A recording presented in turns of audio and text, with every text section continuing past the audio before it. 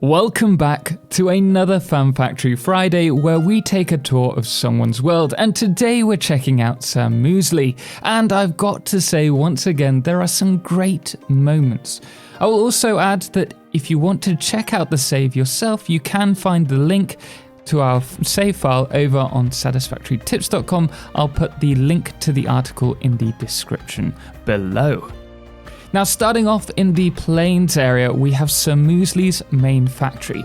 This is their first save with a total of 236 hours in game, and though they've reached tier 8, they're only just getting started, as the grand plan is to build a mega factory in the Dune Desert. Leaving the hub, you'll find yourself in the main storage area. This is great if you need to collect anything. There's also a deposit box where you can deposit anything unwanted, which will then be sorted through or sunk in the awesome sink. There's also use of conveyor walkways to speed you along, and a small dogger enclosure. I really like the little tree here in the center, along with the use of steel pipes and leaves to give the feel of foliage and a natural environment for them. Leaving this area, you'll find yourself next to the main manufacturing area. You'll also find alongside here a parking area and personal train line. Throughout this build, you'll also notice a lot of glass floors which show off the manufacturing or bus lines which are below, and I must admit I love it. There's nothing better than tucking all your resource buses out of the way, but still being able to see them. If we now drop into the center of this factory, you can see a lot of different production lines creating a variety of items, and I love the experimenting of different ways to run the factory manufacturing. And as you all know, I'm a sucker for underfed manufacturing lines, but one thing that really stands out in this section is having the little bridge for the train to run through the factory along with the glass walls, so you can see it run by. A lovely little touch. Also, notice how they're not afraid to do the same with a tunnel that passes through a manufacturing building. Moving away from the starter base, we'll head to some of the outer factories. Our first is located with Hypertube. This factory makes use of the nodes in the area to produce encased industrial beams and then buses them back to the factory. This is the opposite approach to the mega factory style of pulling everything to a single factory. So I'm interested to see how Sir Musli sets up their mega factory further down the line. If we want to check out other factories from this point, then we will have to make use of the gorgeous train systems, which we'll get to soon, or use a vehicle. Below, we have a beautiful 64 coal generator power plant and water extractor farm, and I love the walled off extractor approach, which is similar to what we saw in State Machine's world in episode 1 of season 3, which I will put a link above to right now. I also love that Sir Musli has a higher platform for the coal power plants, allowing them to show off some beautiful pipework, and the inside looks gorgeous. I love how clean this style of build looks with a raised walkway, and the glass floor allows us to see the clean lines and the pipes underneath. Awesome work. I'm really taken aback by this. Alongside this, there's also a small battery backup, which I presume is enough to just kickstart this system if there were any outages and it's needed. The next thing to point out here is the use of scaffolding around the crater for busing excess resources. It's also clear following the bus up to the factory that there has been a lot of thought into these roads, and I'm really excited to see where this will go eventually. I mean, look at the way this ramp cuts through the arch. It just looks great. If we continue up this ramp through the pink forest, we'll actually find ourselves at the aluminium plant. Now, this is currently being worked on, but you can see that they're currently producing alclad aluminum sheets and aluminum casing before being deposited in a train station to be sent back to the factory. This train line is a push-pull line which leads to a corkscrew to ascend and descend the cliffside, where at the bottom is a quartz factory being developed. Now at this point we'll segue to the Titan Forest, where there is the startings of a nuclear power plant, but before we arrive there, look at the gorgeous two-laned track heading there. Some great work has been put into developing these, as it can be incredibly time consuming setting up train lines like this.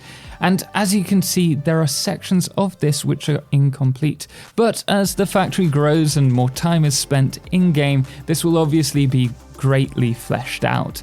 And regardless, for 236 hours in-game, Sir Musli has achieved an incredible amount. The Titan Forest nuclear plant is being set up and prepped, along with you can see underneath the uranium line being brought through the waterfall ready to be manufactured into uranium fuel rods. And obviously this is all supported by the train system, which currently is bringing the construction materials that's needed for this. Now, as we're already halfway around the map, we'll continue through the Titan Forest to the arid valley along the northern coast. And at this point, we can see the extra detail Sir Musli has brought to the rails. I love this slim rib line of supports, and you can see the Mega Factory train line wraps around the cliffs, something that we've seen done before, but again, it looks great. Now, as far as the Mega Factory goes, only the first train station is done, so I really do look forward to revisiting this save later, fingers crossed, down the line to see what Sir Musli actually achieves with it. Following the rail lines back, we find ourselves at the Gold Coast, which we now can see the fuel generator setup. Currently, they're making use of the residual plastic and rubber recipe, with some of the fuel being generated with the blender diluted fuel recipe.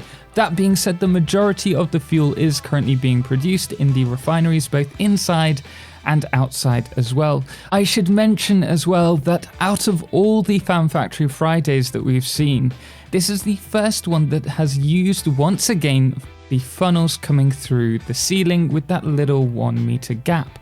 This could be because we've only just been given the opportunity to create incremental changes to foundation placements with walkways since update 4 without using mods.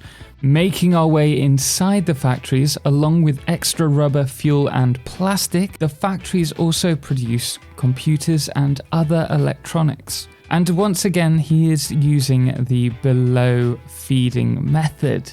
And it's a simple way to make a really clean looking factory. And I think this system is really well shown off in this particular save. Without giving away all of the stuff in this showcase, we'll actually move away from the fuel generator setup. But one thing I did want to mention is that currently Sir Musli is working on compartmentalizing all of the circuits so things can be switched off using a switch. But I'll leave that for you to discover. We'll actually head back to the plains now and once again following the rails, but this time notice that the rails run either side of the road with lights, and right off the bat I'll state that this is possibly my favorite, or at least one of my favorite road and rail combos that I've ever seen.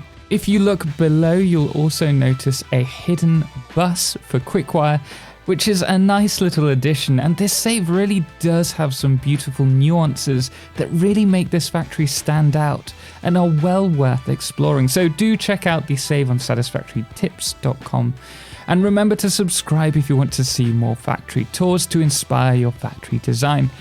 We finish off following the rail back to the hub, traversing the waterfall with this beautiful bridge. And I have to say it's been an absolute treat, but it's only made possible thanks to our amazing supporters, most notably our Solar Eclipse patrons, The Calamity and Cerebral Tag, as well as our Lunar Eclipse patrons, Chris McCabe and Lord of July, as well as our Blood Moon of the Day, Papa Snoozy.